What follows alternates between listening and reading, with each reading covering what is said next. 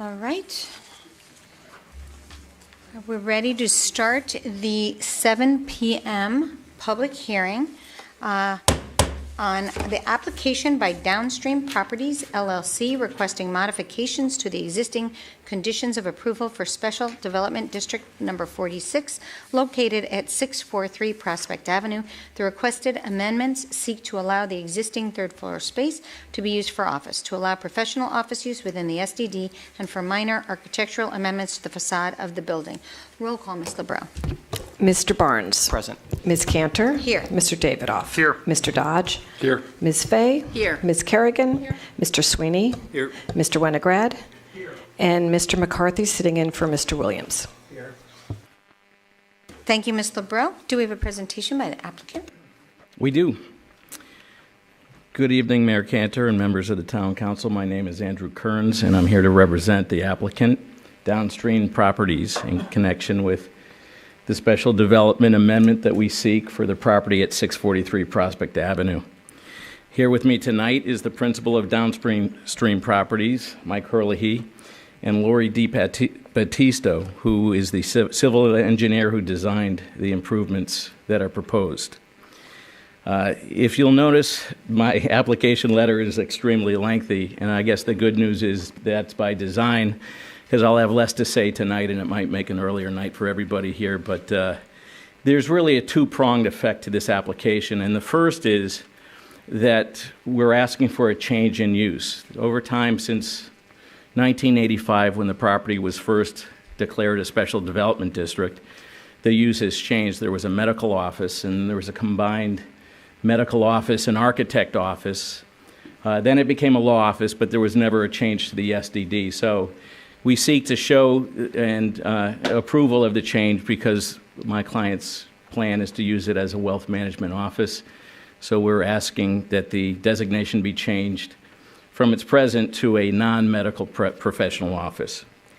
The second and most important phase of this application is really we're here for one reason and one reason only, and that is my client is doing it right. They acquired the property in July of 2017, and shortly thereafter were unpleasantly surprised to find out that they weren't able to occupy the third floor of that property due to fire code restrictions. It was news to them. They, like others, might have just tried to wing it or see what would happen or slowly work their way into the third floor, but Mike Herlihy didn't want to do that. He's going to do it right, and that's why we're here. Safety and compliance are the key words for this application.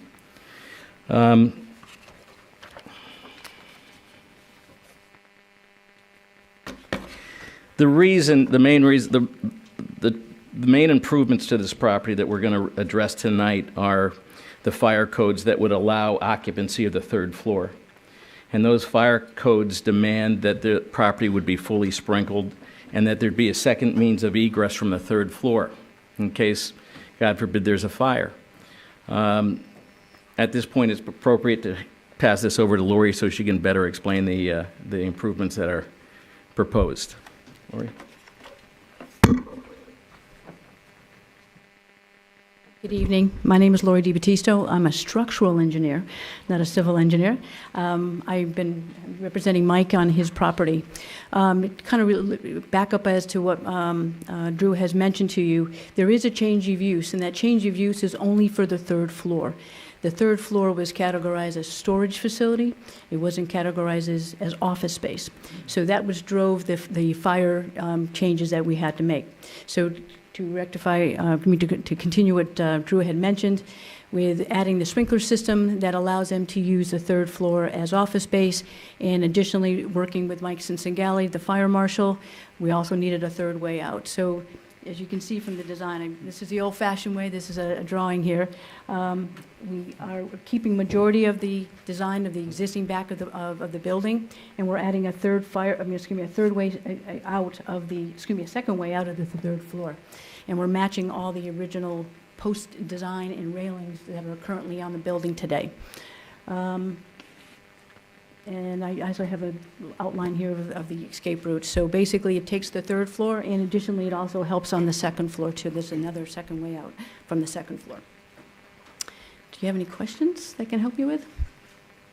Absolutely. Mr. Barnes. I just want to clarify, Please. What we're looking at, that is the back Yes, of sir. the structure? That's the back. That's the only architectural change they're going to make. Okay, all right, thank you. You're welcome. Any other questions for? Okay, not right now. Okay, thank you.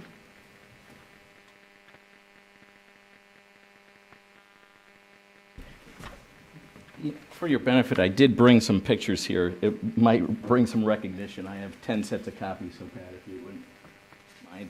And the first picture is just the front, and you might immediately recognize the property. It was actually built in, I believe, 1870. Is that?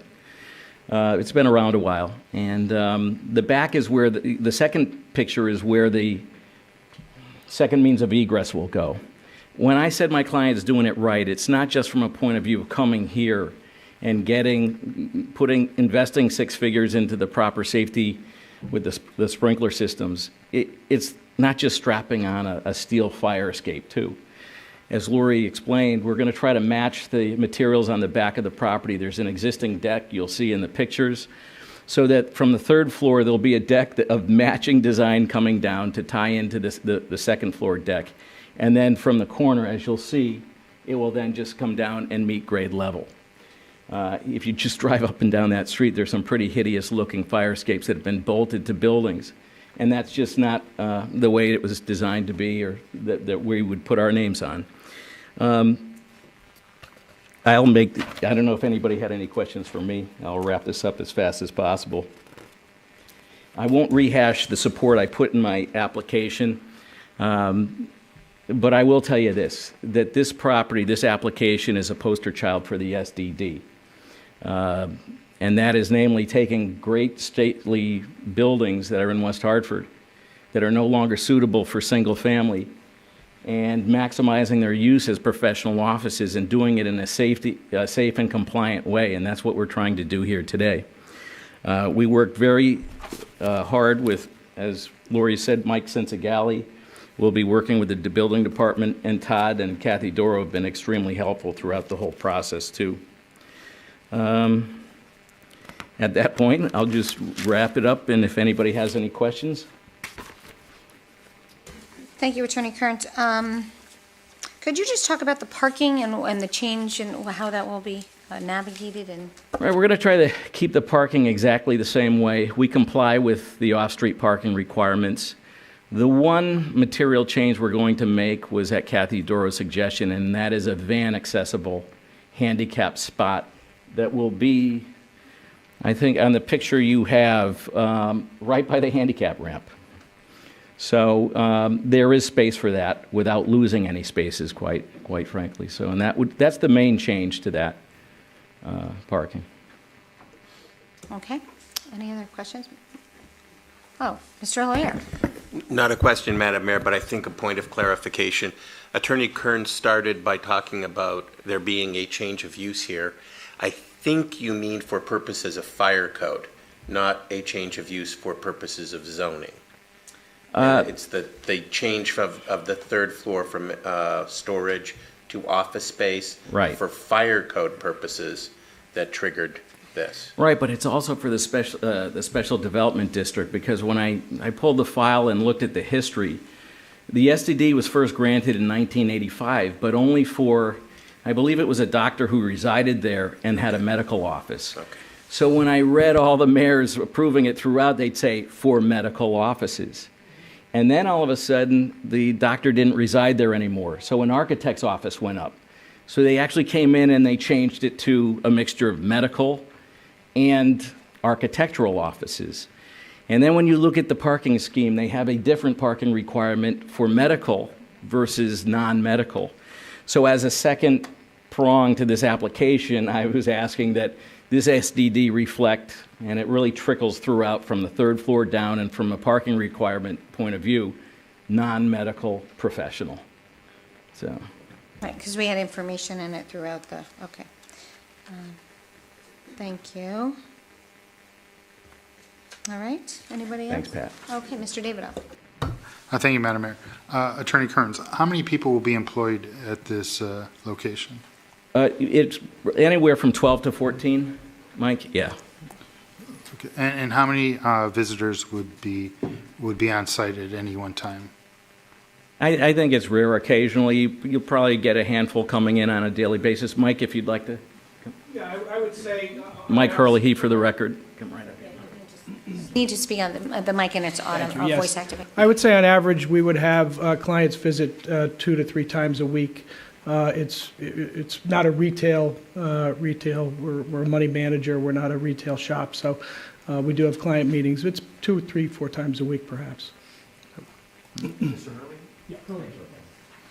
So the reason I ask is there's adequate on-site parking to accommodate employees as well as visitors, correct? It is, and what we have right now are 2 extra spaces beyond what the parking requirement is, the town parking requirement. Right. And with respect to the on-street parking that abuts the property, there should be adequate parking in addition, correct? Right, both sides of Prospect have on-street parking.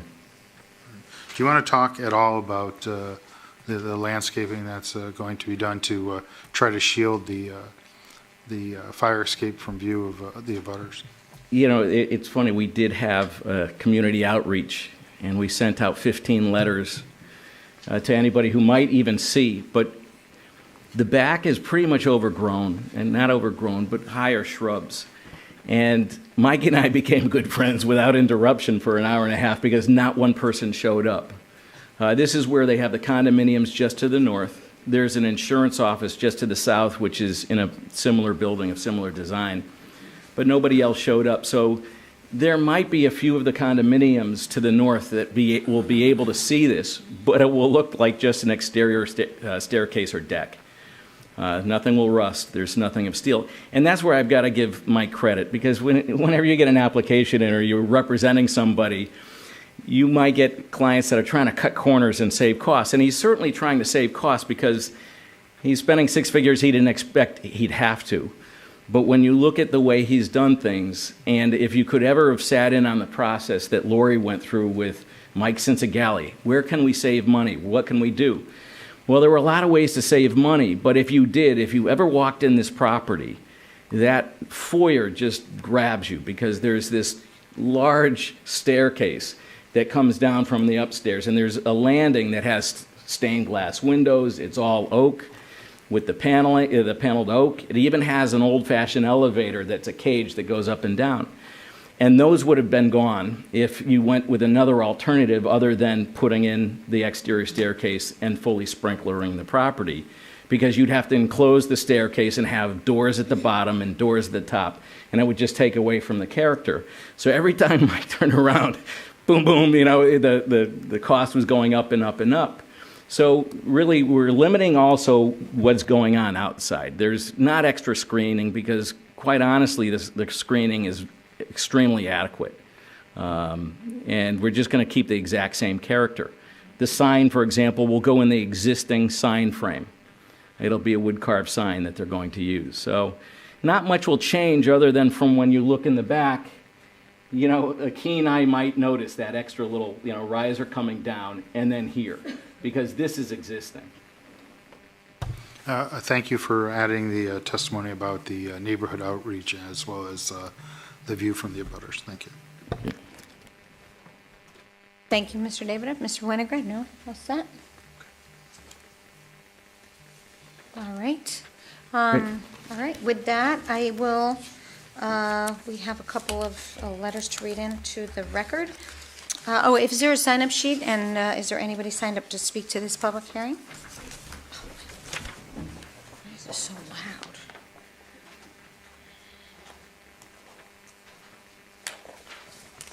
Nobody. Is there anybody in the audience that would like to speak to this public hearing? Okay, with that, sorry, is there somebody? No? Okay. We will read into the record letter dated September 10th, 2018 from TPZ recommending approval, letter dated September 25th, 2018 from DRAC recommending approval, and letter dated September 7th, 2018 from CROG, finding no apparent conflict. And if there's nothing else for the applicant or from the applicant, I will close the public hearing. Okay? All right, we're closed, and we will start the council meeting at 7:30. Thank you.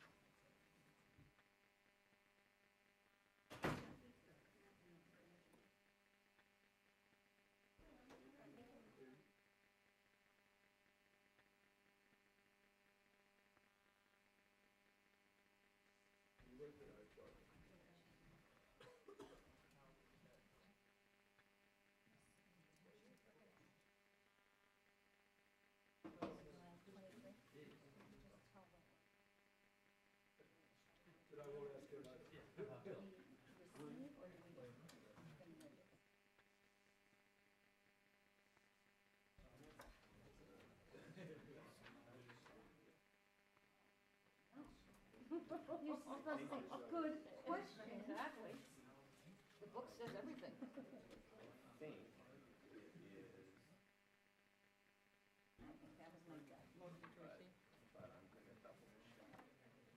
He's approving, we're receiving it. Right.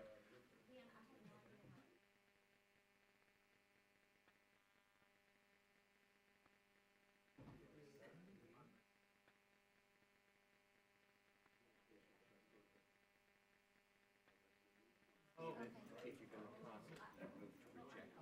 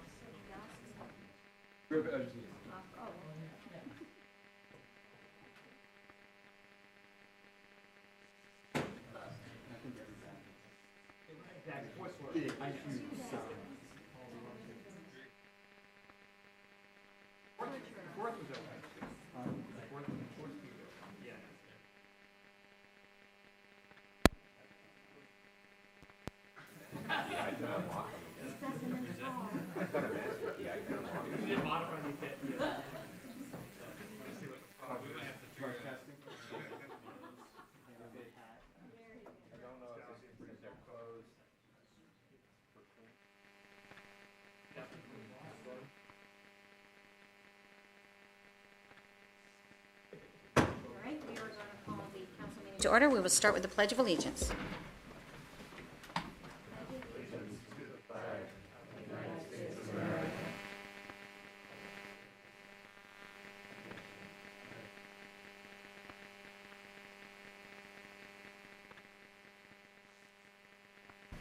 Roll call, Ms. LeBron?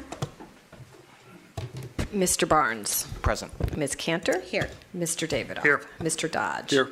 Ms. Fay. Here. Ms. Kerrigan. Mr. Sweeney. Here. Mr. Winograd. Mr. Williams is absent, but we have Mr. McCarthy sitting in. Here. Thank you. Just a note, our town manager is away at a conference, an international town manager conference. He's on the board. It is also paid for by the organization, in case anyone's wondering. And we have Mr. Privatera sitting in for the town manager and filling in for the town manager while he's away, and thank you very much for doing that. I also want to remind everybody that today is National Voter Registration Day. There's still time left to go online and register to vote. There are links on many websites. If you Google Voter Registration Day, there are links to check on your registration. But update your registration if it's out of date, and make sure you've changed it to your locality. And tonight is not the deadline to register. It's just a reminder. Thank you so much. All right, number 4, Ms. Kerrigan. Thank you, Madam Mayor. I move approval of the minutes of the Town Council meeting 9/12/2018 and the amended Town Council minutes of 11/14/2017. Second. Motion's been made and seconded. All those in favor? Aye. All those opposed? Motion carries. Next, we have the public forum. This is the section of the council meeting that we allow people to speak to something on the agenda, not something subject to the public hearing. And right now, I have Michael Margolis from 11 Flag Road. So if it's voice-activated mic, you have 3 minutes to speak. And just state your name and address, but I already did. But you can say it too. Hello, my name is Michael Margolis from 11 Flag Road. I live in the 250-year-old historic house on the corner of Flag and Sims Road. And I'm coming to speak about the signage for the potential Target store. I have 2 small issues with this. By the way, I'm the largest abutter to the Edens property. I have 200 feet. There's not one more than 100. So 2 things. Number one, I feel that painting 2 parts of the building bright red is actually part of a sign that is not measured in the square footage of the sign. The other problem that I have with the proposed signs is that the height of the bullseyes is gigantic. And while the square footage of the sign may be similar to what was approved in the SDD, you have places where you had a 4-foot sign and you now have a 15-foot bullseye that's going up on the building that will cast light against the neighborhood along Blue Ridge and Pioneer. So Edens is a great neighbor. I'm happy to have Target. I think it could be a lot worse than a Target. But I could see signage along North Main Street, along Albany Avenue, so everybody knows there's a Target there. But once you get to the back of the building, you know there's a Target, and I do not see the need for 15-foot bullseyes, 4 of them on the back of the building. Thank you, Mr. Margolis. Thank you. Anybody else that would like to speak to anything on the agenda? Okay. Number 6, Ms. Kerrigan. Thank you, Madam Mayor. I move we place items 14 through 21 and 24 on the consent calendar. Second. Motion's been made and seconded. All those in favor? Aye. All those opposed? Motion carries. Number 7, Ms. Kerrigan. Thank you, Madam Mayor. I move we approval of an application by Downstream Properties, LLC, requesting modifications to the existing conditions of approval for the Special Development District Number 46, located at 643 Prospect Ave. The requested amendments seek to allow the existing third-floor space to be used for office, to allow professional office use within the SDD, and for minor architectural amendments to the facade of the building. Second. Motion's been made and seconded. We had a public hearing about this property and this application. Is there anybody that would like to speak to this? Mr. Davidoff? Thank you, Madam Mayor. I will be supporting this application this evening. I like to thank Mr. Herlihy for investing in West Hartford and taking the appropriate steps necessary to make the building that his business will occupy fire code compliant and safe for the employees and the visitors who will be visiting or working in that particular establishment. With respect to Attorney Kern's presentation, I appreciate the history that was provided in the supplemental materials with the application outlining our town's plan of conservation and development, and as the reasoning as to why we allow professional offices in areas such as this, so that a commercial use could be next to a residential use, and to allow the transition between those 2 types of uses and why they're appropriate.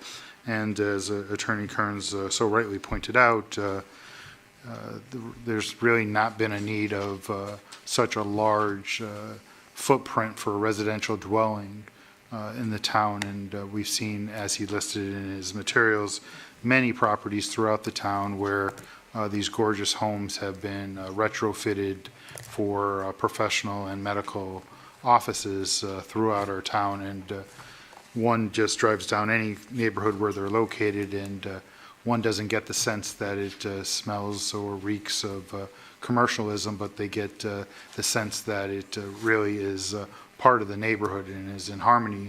And a lot of that has to do with the architectural features that the owners of these parcels have undertaken. And in this particular case, it was nice to hear that the applicant is going to use the services of a structural engineer to install a fire escape that is in uniform and consistent with the other railings that are already attached to the building, and not put some ugly metal type fire escape to attach to the premises. So, and was also noted that they did do outreach to the community, even though no one showed, and it was also demonstrated that the property is well buffered, so that whether or not one thought that a fire escape is unsightly but necessary, there was nothing in the record to demonstrate that anyone had a particular issue with the construction of that. So the last thing was the use going from a law firm to this wealth management company is not going to be any more intense than the law firm, and the applicant indicated that there would not be more employees and or visitors that would necessitate more parking on site. They also did testify that the handicap space would be located next to the ramp that's currently there. To a handicap van space would be located there to make it easier for those who are disabled to be able to access the building in and out to do that. So a lot of positive coming out of here from the side of the fire code, the aesthetics, keeping the property viable, an investment here in the community, and basically utilizing the residential, once residential structure for basically a low intensity commercial purposes. And for all those reasons, I'd urge my colleagues this evening to support this application. Thank you, Mr. Davidoff. Mr. Sweeney, did you have something? I didn't know, okay. I didn't know if you're raising your hand. And Mr. Barnes? I think Mr. Davidoff covered just about everything, so thank you for the application, and welcome to West Hartford. Thank you. I just wanted to say I think this is a great use for a historic 1870-year-old dated property, and having an investment, a quality investment into this historic property is a wonderful thing for the town and a great use. So thank you, and I will also enthusiastically support this. So with that, we will have a roll call vote, Ms. LeBrun. Mr. Barnes? Yes. Ms. Cantor? Yes. Mr. Davidoff? Yes. Mr. Dodge? Yes. Ms. Fay? Yes. Ms. Kerrigan? Mr. Sweeney? Yes. Mr. Winograd? Mr. McCarthy? It's unanimous. Thank you, and thank you, Mr. McCarthy, for filling in. All right, number 8, Ms. Kerrigan. Thank you, Madam Mayor. Congratulations. Okay. All set. Thank you, Madam Mayor. I move adoption of a resolution authorizing the rehabilitation of the Brayburn Culvert. Second. Motion's been made and seconded. Mr. McGovern, would you like to give us an update? Good evening, Mark McGovern, Community Development Director. Items 8 and 9 are virtually the same. They're state requirements related to 2 grants we received to rehab 2 important bridges in town. Item number 8 is related to the Brayburn Culvert. Was awarded a couple of years ago. We received a grant of we will receive a grant of $132,000 to be matched with CIP funds that have been budgeted already in the past. The state suspended this project, as well as many others, as a transportation project last year. It's come off the suspended list, and the state's requiring us to just update the scope of the project, the cost, the timeline, and so forth through a supplemental application. So this resolution will authorize the town manager to sign that application, submit it to DOT, and then we'll get a notice to proceed and expect to be able to go out to bid this winter time. Thank you, Mr. McGovern. Please stay up, and we'll just take a quick, any questions for Mr. McGovern on this? Okay, all those in favor? Aye. Those opposed? Motion carries. And then number 9. The next one's the same issue with the North Main Street Bridge. Been funded $1 million through the local bridge program. Our match has already been authorized in the CIP. We, in the same process, need to update this through a supplemental agreement with the goal of putting this out to bid in the winter and starting construction in the spring of 19. Thank you, Mr. Montgomery. We just have to read it for the... Resolution authorizing the rehabilitation of the North Main Street Bridge. Second. Motion's made and seconded. Any questions for Mr. Montgomery? Okay, Mr. Barnes? It may be self-explanatory, but if you could just explain why this work is being done on the culvert and on the bridge. I know it's rehabilitation, but if you could just, Sure. how old is it and why are we doing the project? Yeah, they're both very old bridges. The culvert goes back to 1960 and has just been rated structurally unsound after years of inspecting and so forth, mainly from the water erosion underneath from the Trout Brook. So nothing out of the ordinary there. It's just time to replace and repair the concrete and then put a new road base over it. In terms of the North Main Street Bridge, similarly, same issue due to erosion and age. This one, however, is a little older. It was constructed in 1901, and it carries upwards to 20,000 cars a day. So we tried for quite some time to get this funding. We have identified this as a really important improvement that's needed on this major roadway. Okay, thank you. Sure. Any other questions? All right, all those in favor? Aye. All those opposed? Motion carries. Thank you, Mr. McGovern. So now we are up to reports from the town manager, Mr. Privatera. I don't know, you're all set? Thank you. Yes, the town manager had quite a few reports. The following council subcommittee meetings are scheduled. Human Services Committee for September 27th at 8 a.m. in room 312. Special Community Planning and Physical Services Committee meeting October 2nd at 6 p.m. in room 400. Public Safety Committee meeting October 4th at 8 a.m. in room 312. And Finance and Budget Personnel Committee meeting October 10th at 6:30 p.m. in room 12. Town Clerk Essie LeBreau announced the absentee ballots will be available on Friday, October 5th in the Town Clerk's office for the November 6th election. If anyone is out of town and unable to make it to the polls on election day due to illness, disability, military service, etc., you're eligible to vote by absentee ballots. Applications may be picked up in the clerk's office, room 313, or downloaded off the town clerk's website. For more information on registering to vote, please call the Registrar of Voters office at 561-7451, and for absentee ballot information, call 561-7430. Police Chief Vernon Riddick was appointed to the Police Officer Standards and Training Council by Governor Daniel Malloy. Now that autumn is officially here, the Public Works Department will conduct its annual 9-week leaf bag collection beginning Monday, October 29th through Friday, December 28th. Please place your 30-gallon biodegradable leaf bags at the curb on your trash day collection. Westmore Park has been recognized for its environmental education programs by the Environmental Law section of the Connecticut Bar Association. The Clyde O. Fisher Award recognizes individuals or entities who have made significant contributions to the preservation or enhancement of environmental quality work in the field of environmental law, environmental protection, or environmental planning. The award will be presented on November 8th. The town of West Hartford and the Noah Webster House received notice on September 21st that the request for infrastructure improvements will be partially funded by the State Bond Commission, thanks to West Hartford's legislators, Representative Joe Varengia and Senator Beth Bai. The $750,000 grant will allow the town to upgrade Wolcott Park's lighting, parking lot, and handicapped accessible restroom building, improve trails and routes throughout the park with 88 compliant paths, and also install a new playscape. The Noah Webster House is awarded $302,700 for upgrades and improvements to this historic house and museum, including roof replacement on the museum, paint on the exterior, a new HVAC system, renovations to the Hamilton Gallery and the downstairs bathroom, and various updates. The town received 895 responses to a survey asking people to choose the best words to describe what West Hartford means to them. These words will inspire images for a new logo. The top 6 of 18 words and phrases were, in order: top-rated public schools, best place to raise a family, high quality of life, engaged community, diverse, multicultural, and safe. The town plans to seek feedback on the final 2 or 3 logo designs. The survey ran December 17th through 23rd.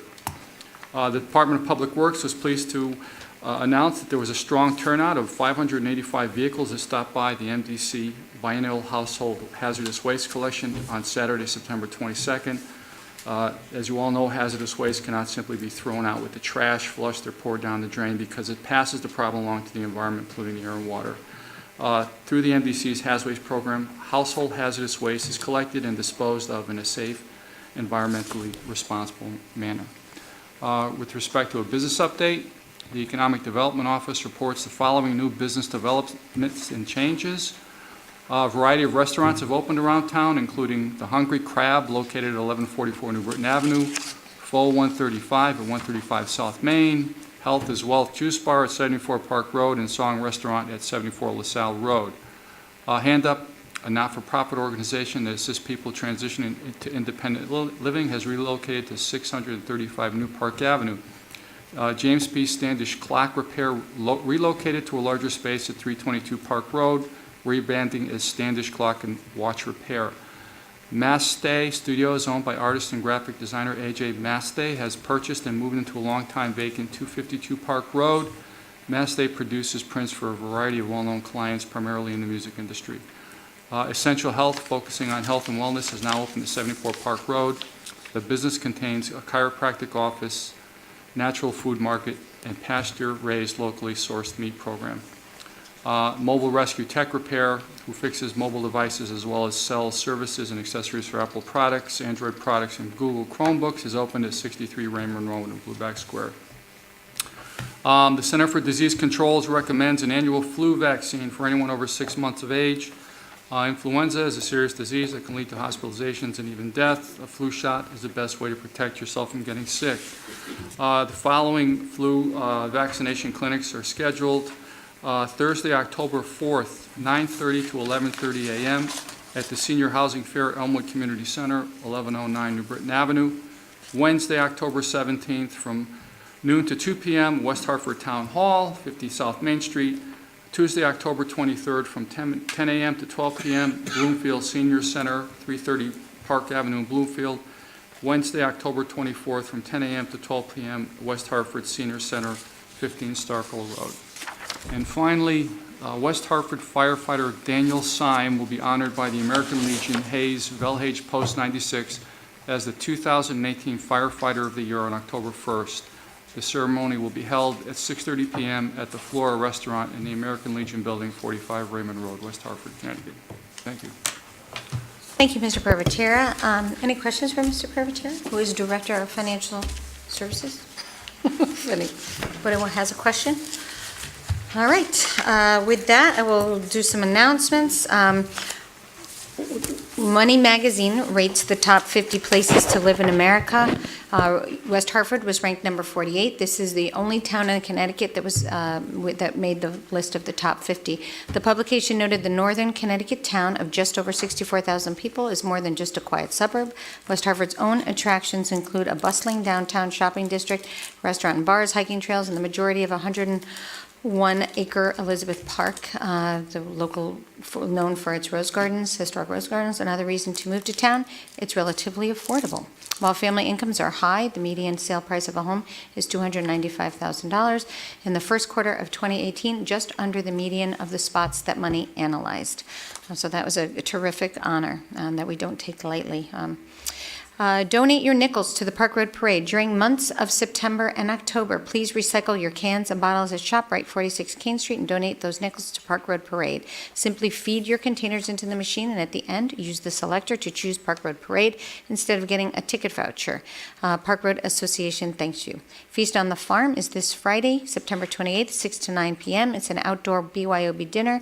Includes hors d'oeuvres, candlelit 4-course meal, prepared and dessert prepared by Chef Dorian Puka, Scott Miller, and Omar Arnaud of the Doro Restaurant Group. This is the farm's largest fundraiser of the year, and proceeds from the event support the park's ecology, education, infrastructure.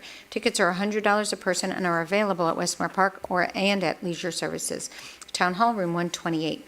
Swedish Smorgasbord. West Hartford United Methodist Church will be hosting that on Sunday, September 30th, 4 to 6. Come enjoy mouth-watering traditional Swedish dishes, and much more. Tickets are $16 for adults, $8 for children, 12 and younger. Tickets are available at the church office Monday through Friday, 9 to 1. West Hartford Reads featuring Billy Collins, America's favorite poet. Visit West Hartford. He will be visiting West Hartford on Thursday, October 4th.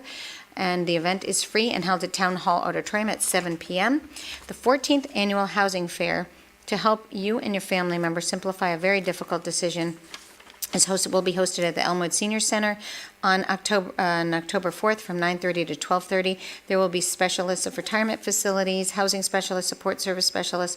Also, this is our 14th year of doing this. It is a very well-attended event. Each vendor will have an abundance of information, and it will also have a walk-in flu clinic from 9:30 to 11:30, sponsored by the West Hartford Bloomfield Health District.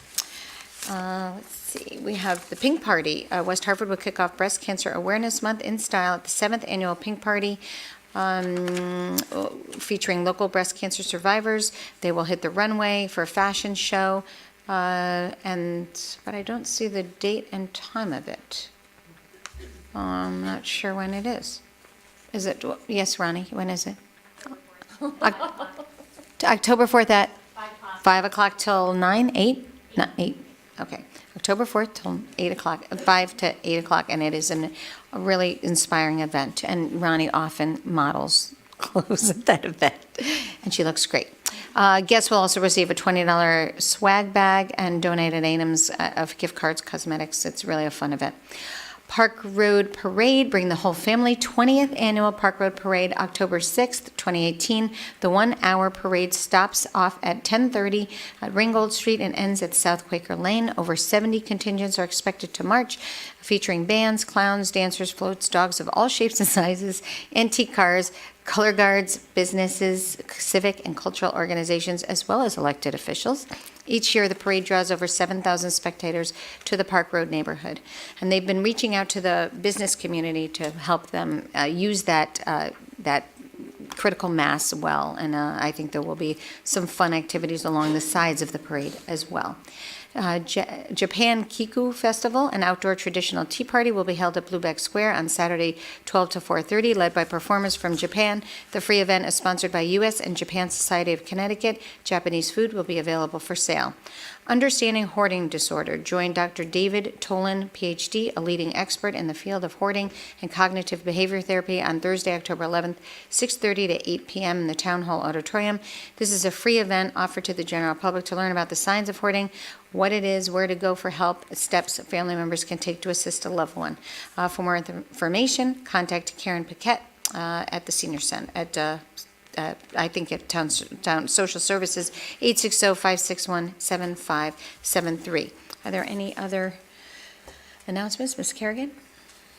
Thank you, Madam Mayor. Yeah, tomorrow at First Church in West Hartford, retired teacher Liz Devine and Tracy Wilson will be a part of a project called Stepping Stones, where we put Witness stones, but that's okay. Thank you. Thank you. Witness stones, very different. To shed some light on slave and slave owners in our town. It's an important piece of our history. Tomorrow. Thank you, Ms. Kerrigan. Yes, a lot of people don't know that in the 18th century, Connecticut, actually, where it was had many slaves that were owned, and this is actually a project that was started in Guilford, Connecticut, and by a teacher in Guilford, and the research was done by the students to identify where the slaves were last free, where the slaves last lived, and before they were freed, or something happened to whatever. So there's actually an extensive project of 2 slaves that West Hartford were owned by Sedgwick and Goodman. And it's just going to be part of our shared history. And it's after the Stolperstein plaques that were actually commissioned in, I think it was 1992 in Germany, to identify where mostly Jews, but there were many people that were persecuted by Nazis and marked their last place of living. And it's the largest it's the largest diffused memorial in the world, and very powerful. So it's a great program. Yeah, so that will be that ceremony will be tomorrow. Thank you so much for raising that. Anything else? Mr. Barnes? Yep. Just want to recognize and thank the West Hartford firefighters for their efforts raising money over the last couple weeks for muscular dystrophy. I ran into them first at a toll gate in Corbin's Corner where you had to stop and donate and put money into the fire boot. And then last weekend, they had a beer tasting and barbecue here out in front of Town Hall, and just want to thank them for their efforts, for the fundraising effort. It was a great time, very well attended, great band, and it was a lot of fun. Thank you. Thank you, Mr. Barnes. It's great to share that. Thank you to the fire department as well. Anything else? All right. With that, we'll go to reports of Corporation Counsel. Mr. Allaire. I have no formal report. I'm happy to answer any questions, and there is no need for executive session tonight. Very nice. Any questions for Mr. Allaire? No. And with that, we will go to appointments. I know you have one, Mr. Barnes. Excuse me. Make a motion for an appointment. Second. Thank you. Motions to appoint Brian Greenleaf to the Human Rights Commission for a term expiring 12/31/21. We also have appointments. Thank you, Ms. Kerrigan. I'd like to make a motion to appoint, we can move all together if that's Sure. okay. Make a motion to approve Scott Aronson appointed to the West Hartford Bloomfield Health District for a term ending 12/31/2019, and Astrid Colladron appointed to Substance Abuse Prevention Commission for a term ending 12/31/2021. Second. All those in favor? Aye. Those opposed? Motion carries. Thank you. So we are now on number 22. Thank you, Madam Mayor. I move adoption of the consent calendar. Second. Motion's been made and seconded. All those in favor? Aye. Those opposed? Motion carries. Number 23. Thank you, Madam Mayor. To approve pursuant to Section 177-44C, 9D and F, a request on behalf of Target Corporation, intended tenant for retail space within Eden's Bishop's Corner Shopping Center for revisions to the approved Special Development District Plan SDD number 127 located at 333 North Main Street. The request is for minor architectural and signage changes. Second. Motion's been made and seconded, but we did have a speaker who came up and spoke and speak to this. Mostly our amendments are approved, but I think there's some concern in the neighborhood. So, Mr. McGovern, will you come up and talk to this? Thank you. Good evening, Mark McGovern, Community Development Director, pinch hitting for our town planner tonight. In addition to the package that you have, I have a supplement that he prepared that might help address some of the issues that were brought up this evening.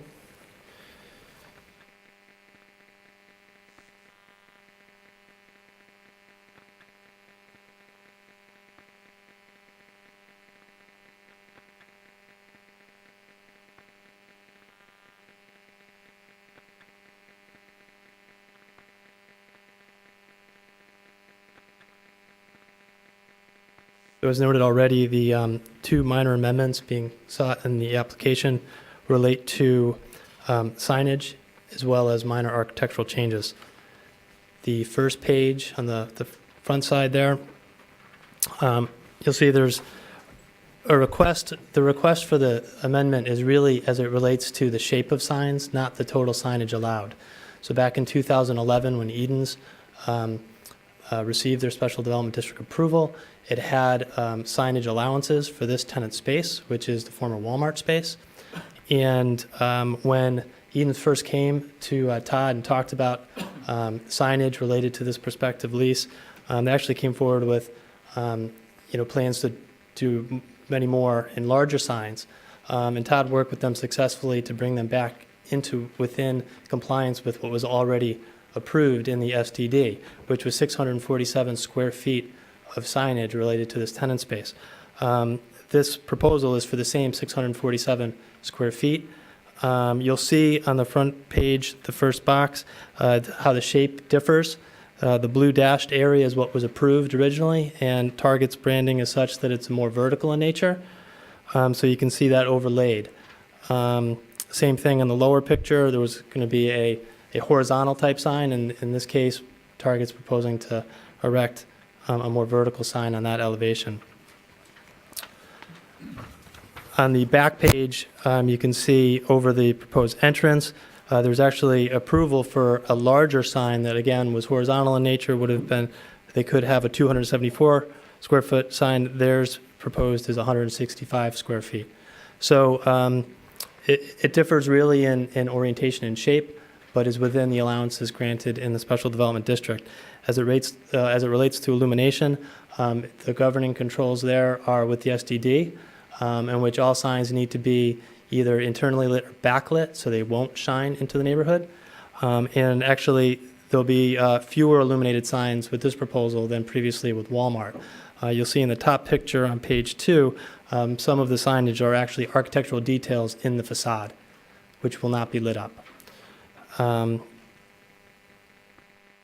then quickly, on page 2 shows the minor architectural changes being proposed, which are really color, darker gray and red in 2 areas, and also the use of steel plating as an architectural feature on one portion of the facade. All of these are within the authority of the town planner to approve within the Special Development District Code. Thank you. Any questions for Mr. Ricca? All right. All those in favor? Aye. All those opposed? Motion carries. We have no petitions, no executive session. I make a motion to adjourn. Second. Motion's made and seconded. All those in favor? Aye. All those opposed? Motion carries. Thank you.